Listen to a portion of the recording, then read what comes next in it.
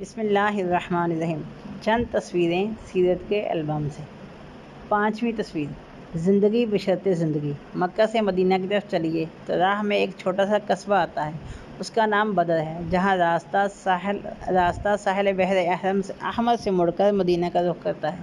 وہاں سے کچھ دور چاروں طرف چھوٹی چھوٹی پہاڑیاں اور بیچ میں ایک وادی اور ایک ریگستانی میدان ہے۔ ہجرت کا دوسرا سال ہے اور اس میدان میں وہ معرکہ پیش آنے والا ہے جو انسانیت کے قافلہ کو موت کے راستہ سے ہٹا کر ایک دفعہ پھر زندگی کی شاہراہ پر گامزن کر دے گا۔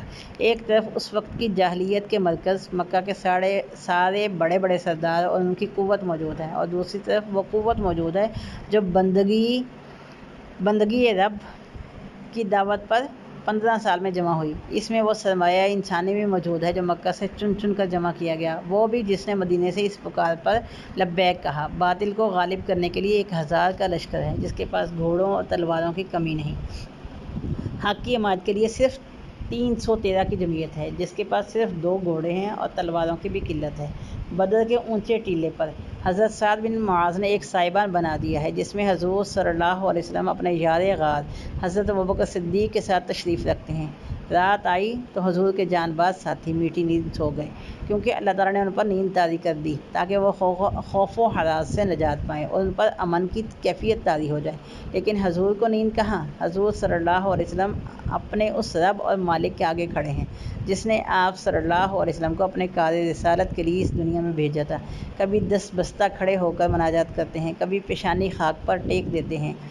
یہ عجب منظر تھا۔ اتنی بڑی وسیع دنیا میں توحید کی قسمت صرف چند جانوں پر منحصر تھی۔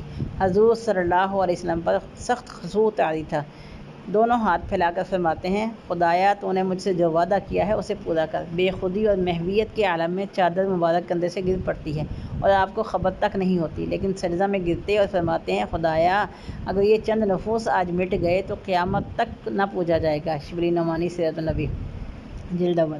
نیاز اور ناز کے یہ انداز تو ہیں ہی دل میں اتر جانے والے، لیکن ان سے گزر کر نظر اس چیز پر ڈالیے کہ رہتی دنیا تک اس امت کی زندگی کس شرط کے ساتھ مشروط کی جا رہی ہے۔ یہ چند نفوس آج مٹ گئے تو پھر قیامت تک تیری بندگی نہ کی جائے گی۔ گویا کہ آج ان کو زندگی مل گئی تو ان کا اور ان کے بعد آنے والی نسلوں کا ہر سانس انسانوں کو تیری بندگی کی طرف لانے کے لیے وقف ہوگا۔ اس دعا میں التجا اور طلب بھی ہے، اظہار مدعا بھی ہے، ایک عہد و پیمان بھی ہے، اظہار مقصد بھی ہے۔ یہ نہیں فرمایا کہ یہ امت نہ ہوگی تو حکومتیں نہ ہوں گی، تمدن کی کارفرمائیاں نہ ہوں گی، کارخانے اور فیکٹریاں نہ ہوں گی۔ نہیں، یہ سب چیزیں ہوں گی، لیکن ان کا رشتہ رب کائنات کی بندگی سے کٹ جائے گا، گویا کہ ان کی روح نکل جائے گی۔ پھر یہ سب مظاہر تمدن، یہ ساری انسانی ترقیاں انسانیت کو زندگی کی طرف نہیں بلکہ ہلاکت کی طرف لے جائیں گی۔ بدر میں فتح ہوئی، گویا اس عہد و پیمان پر دستخط ہو گئے، معاہدہ پکا ہو گیا، تاکہ جسے ہلاک ہونا ہے وہ دلیل روشن کے ساتھ ہلاک ہو، جسے زندہ رہنا ہے وہ دلیل روشن کے ساتھ زندہ رہے۔ سورہ انفال۔ اسی لیے یوم بدر کو یوم الفرقان کہا جاتا ہے۔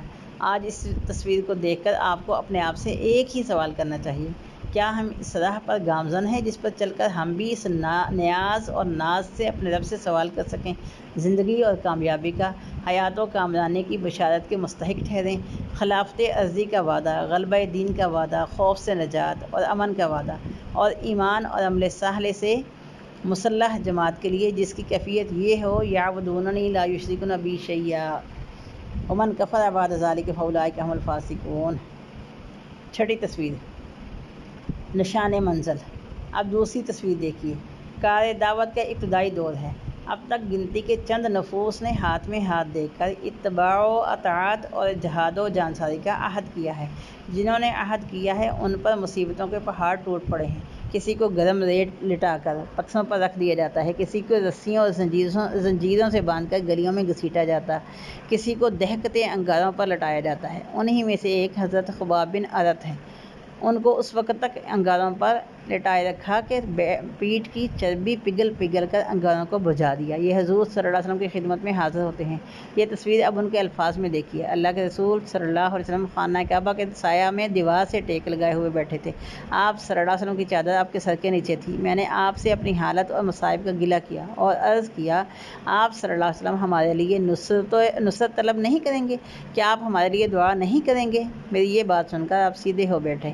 آپ کا چہرہ تمتما اٹھا اور آپ صلی اللہ علیہ وسلم نے فرمایا، تم سے پہلے جو لوگ تھے جن کے سپرد یہ کام کیا گیا تھا وہ اسی طرح کے تھے۔ ان کو پکڑا جاتا، ان کے لیے ایک گڑھا کھودا جاتا، ان کو اس میں زندہ ڈال دیا جاتا، آرا لایا جاتا، ان کے سر پر رکھ کر 2 ٹکڑے کر دیے جاتے، لوہے کی کنگھیوں سے ان کا گوشت ہڈیوں سے نوچ لیا جاتا، پھر بھی وہ اپنے دین سے نہ پھرتے۔ خدا کی قسم اللہ اس کام کو پورا کر کے رہے گا، یہاں تک کہ ایک وقت وہ آئے گا کہ ایک آدمی صنعاء سے حضرموت تک بے کھٹکے سفر کرے گا اور اللہ کے سوا اس کو کسی کا خوف نہ ہوگا، اور اس اندیشہ کے علاوہ کوئی بھیڑیا اس کے جانوروں کو نقصان نہ پہنچا دے، کسی نقصان کا اندیشہ نہ ہوگا، مگر تم لوگ جلد بازی کرتے ہو۔ بخاری مسلم۔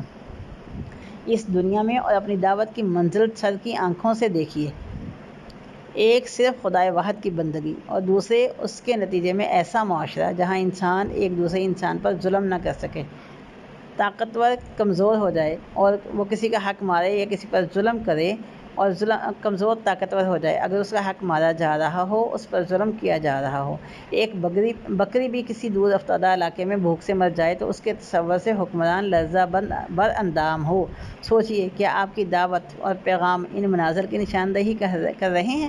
اس لیے کہ سارے انبیاء کی دعوت اور مشن کا خلاصہ ہے، صرف اللہ کی بندگی کرو، اور ہر ایک نبی نے اپنی قوم سے یہی کہا، اور سب رسولوں کے بارے میں یہ فرمایا گیا، ہم نے اپنے رسولوں کو صاف صاف نشانیوں اور ہدایات کے ساتھ بھیجا، ان کے ساتھ کتاب اور میزان نازل کی تاکہ لوگ انصاف پر قائم ہوں، اور جہاد کے ذریعے، سیاسی طاقت کے ذریعے قسط و عدل کے قیام کو ہی اللہ اور اس کے رسول کی نصرت کا کام قرار دیا گیا، اور لوہا اتارا جس میں بڑا زور ہے، لوگوں کے لیے منافع ہے۔ یہ اس لیے کیا گیا کہ اللہ کو معلوم ہو جائے کون اس کو دیکھے بغیر اس کے رسولوں کی مدد کرتا ہے۔ سورہ حدید آیت نمبر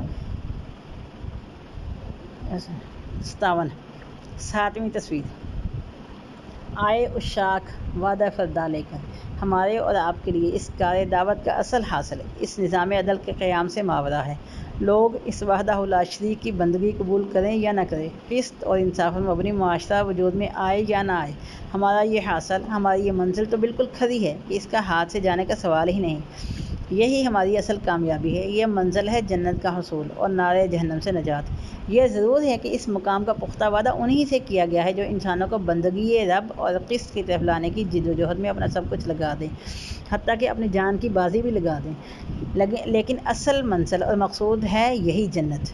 میں تم سے کسی کا عمل ضائع کرنے والا نہیں، خواہ مرد ہو یا عورت، تم سب ایک دوسرے کے ہم جنس ہو، لہٰذا جن لوگوں نے میری خاطر اپنے وطن چھوڑے، جو میری راہ میں اپنے گھروں سے نکالے گئے اور ستائے گئے اور میرے لیے لڑے اور مارے گئے، ان سب کے قصور میں ضرور معاف کروں گا اور انہیں اپنے ایسے باغوں میں داخل کروں گا جن کے نیچے نہریں بہتی ہیں۔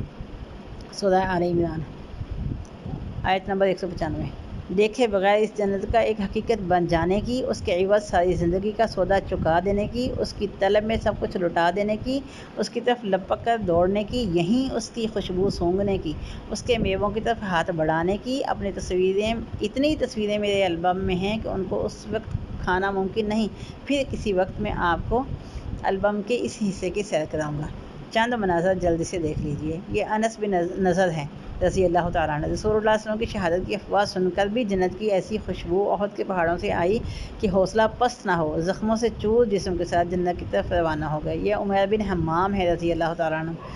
جنت کی طرف تیزی سے لپکنے کی دعوت سنی تو اتنا انتظار بھی گراں گزرا کہ ہاتھ میں جو کھجوریں تھیں وہ ختم ہوں، کھجوریں پھینک دی اور جنت کی طرف لپک کر چلے۔ یہ حرام بن ملحان ہے۔ میدان جنگ میں دشمن نے پیچھے سے نیزہ مارا، تڑپ تڑپ کر زمین پر گرے تو جان نکلنے سے پہلے چہرہ فتح مسرت سے تمتما رہا تھا اور کامیابی نگاہوں کے سامنے رقص کر رہی تھی۔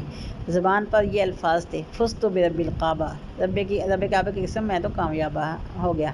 یہ ابو الدحداح ہیں۔ جنت کا باغ ان کے لیے اتنا یقینی، اتنا قریب، اتنا بیش قیمت تھا کہ اپنے بہترین باغ کو ایک یتیم بچے کے حوالے کر کے اس باغ کا سودا کر لیا۔ اپنا باغ دیکھ کر بھی دل خوشی سے سرشار تھا۔